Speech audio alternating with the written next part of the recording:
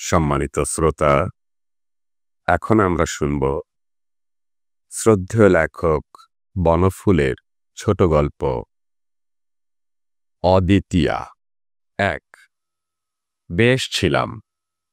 অফিসে সাহেব এবং গৃহে মা ষষ্ঠী আমার প্রতি সদয় ছিলেন। সাহেব আমার মাহিনা এবং মা ষষ্ঠী আমার সংসার বাড়াইতেছিলেন। আমার পিতৃমাতৃকুলে আর কেহ ছিল না। উত্তরাধিকার সূত্রে কিছু টাকাও জুটিয়ে গিয়াছিল। খাসা ছিলাম।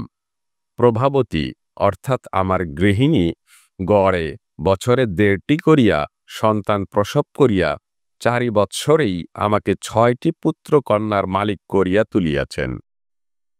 মাঝে 2 বার যমজ হয়। ক্রমান্বয়ে প্রজা বৃদ্ধি সত্ত্বেও কোনো অভাব ছিল না। হঠাৎ কিন্তু বেকুব বনিয়া গেলাম। 5ম বর্ষেও গৃহিণী তাহার স্বাভাবিক গর্ভভার বহন করিতেছিলেন। এবার কিন্তু ব্যাপারটা স্বাভাবিক হইলেও সহজ ছিল না বোঝা গেল। কারণ তিনি মারাই গেলেন। তিনি তাহার পিত্রালয়ে শান্তিপুরে ছিলেন। যদিও আমার শ্বশুর ও শাশুড়ি উভয়ই অনেককাল স্বর্গীয় হইয়াছেন, কিন্তু আমার শ্যালক বিনোদ ডাক্তার বলিয়া প্রভা প্রতিবারই সেখানে যাইত। বিনোদ লিখিতেছে, হঠাৎ এক্লামশিয়া হইয়া দিদি 3-4 ঘন্টার মধ্যে মারা গেলেন। আপনাকে খবর দেওয়ার সময় ছিল না। কিডনি খারাপ ছিল। সেজদি ছেলেদের লইয়া সম্বলপুরে চলিয়া গিয়াছে। তাহার চিঠি বোধহয় পাইয়াছেন। পাইলাম তো। তিনি লিখিয়াছেন, কি করিবে বলো ভাই, সবই অদৃষ্ট। তোমার ছেলে মেয়েরা এখন আমার কাছে কিছুদিন থাকুক। আমি তো বাঁজা মানুষ, আমার কোনো অসুবিধা হইবে না।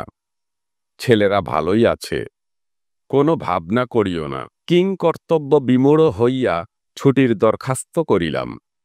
কপাল গুণে আমার সাহেবও বদলি হইয়া গিয়াছিলেন। ছুটি সুতরাং মঞ্জুর হইল না। 2 মাস পরে সম্বলপুর বাসিনী শেলিকার আর একখানি পত্র পাইলাম। তিনি অন্যান্য নানা কথার পর লিখিতেছেন, প্রভা সতী লক্ষ্মী ভাগ্যবতী ছিল।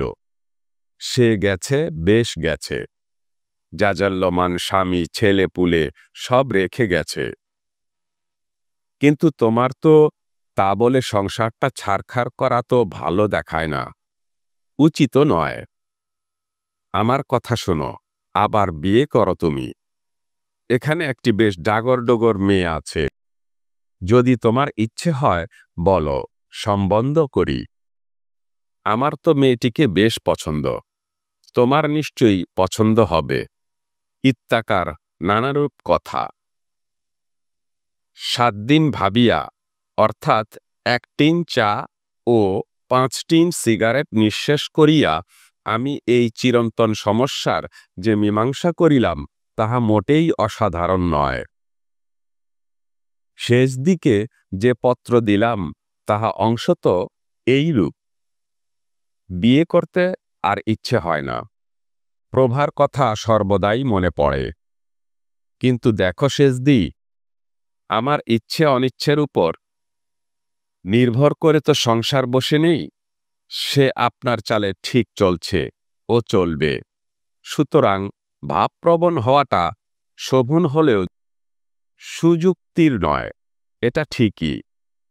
তাছাড়া দেখো, আমরা মা ফলেসু কাদাচন দেশের লোক।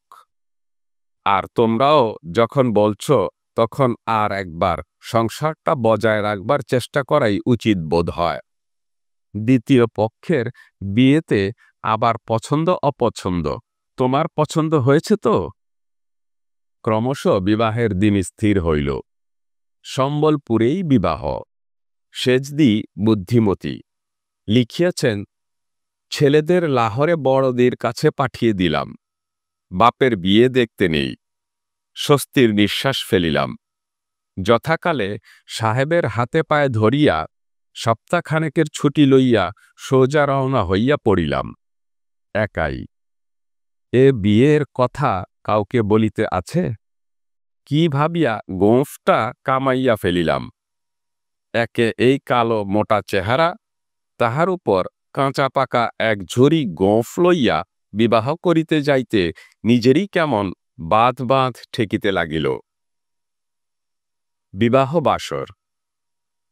ওই অবগুণ্ঠিতা চেলি পরা মেয়েটি আবার আমার সঙ্গিনী হইতে চলিয়াছে। প্রভাকেও একদিন এইভাবেই পাইয়াছিলাম। সে কোথায় চলিয়া গেল, আজ আবার একজন আসিয়াছে।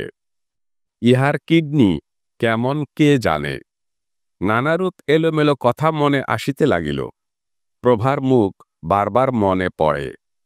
ছেলেগুলো না জানি এখন কি করিতেছে। মৃত্যুর পরও কি আত্মা সত্যিই থাকে? এ মেয়েটি বেশ বড় সড় দেখিতেছি, কিন্তু ভারী জড় সড় হইয়া বসিয়া আছে, একেবারে মাথা নিচু করিয়া। আচ্ছা, প্রভার আত্মা যদি গ্রীনহামি যন্ত্রচালিত বৎ বিবাহ অনুষ্ঠান চলিতে লাগিল। শুভদৃষ্টির সময় মেয়েটি কিছুতেই ঘোমটা খুলিল না। সেজদি বলিলেন, ভারী লাজুক। বাসর ঘরেও শুনিলাম ভারী লাজুক। আপাদমস্তক মুড়িয়া পাশ ফিরিয়া শুইল। আমিও ঘুমাইলাম। সেজদি লোক জমিতে দেন নাই। তাছাড়া দ্বিতীয় পক্ষের বিবাহ কে আমোদ প্রমোদ করিতে চায়? মেয়েটির আপন বলিতে কেহ ছিল না, পরের বাড়িতে মানুষ। সেজদির বাড়িতেই বিবাহ বলিতে গেলে সেজদিই কন্যাকর্তা। সুতরাং বিবাহ উৎসব জমে নাই। জমিল ফুল সজ্জার রাত্রে। বক্ষে অনেক আশা ও আশঙ্কা লইয়া ঘরে ঢুকিয়া দেখি আমার 6টি সন্তান ও আরও একজন নবজাত শিশু লইয়া স্বয়ং প্রভা খাটে বসিয়া। স্বপ্ন দেখিতেছি নাকি? প্রভা কহিল, ছি ছি, সেজদিরই জিত হল। তার মানে আবার কি? এবার ছেলে হওয়ার সময় ভারী কষ্ট হয়েছিল। অপরাধের মধ্যে সেজদিকে বলেছিলাম যে আমি মোলে, ওর ভারী কষ্ট হবে। সেজদি বললে হাতি হবে, 3 মাস যেতে না যেতেই ফের বিয়ে করবে। আমি বললাম কক্ষনো নয়। তারপর বাজি রেখে সেজদি আর বিনোদ মিলে এই ষড়যন্ত্র। আমি শান্তিপুরেই ছিলাম। আজ এই সন্ধ্যাবেলা এসেছি। এসে দেখি সেজদিরই জিত। পাড়ার মানকে ছোড়াকে কনে সাজিয়ে সেজদি বাজি জিতেছে। 100টি টাকা দাও এখন। ছি ছি, কি তোমরা? অমন গোঁফটা কি বলে কামালে? আমার অবস্থা অবর্ণনীয়। পরদিন প্রভাতে সেজদির পাওনা চুকাইয়া দিয়েছি। এখন গোঁফটা উঠিলে যে বাঁচি। সম্মানিত শ্রোতা, এই ছিল লেখক বনফুলের ছোট গল্প অদ্বিতীয়া।